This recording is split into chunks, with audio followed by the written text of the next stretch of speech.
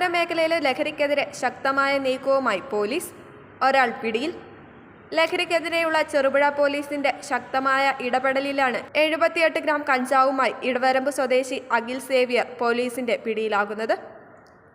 വെള്ളിയാഴ്ച ഉച്ചയോടെ ഇയാളുടെ കോലുവള്ളി കള്ളപ്പാത്തിയിലുള്ള വാടക വീടിന് സമീപത്ത് വെച്ചാണ് ചെറുപുഴ സബ് ഇൻസ്പെക്ടർ CP ഗംഗാധരന്റെ നേതൃത്വത്തിൽ കഞ്ചാവുമായി അഖിലിനെ പിടികൂടുന്നത്.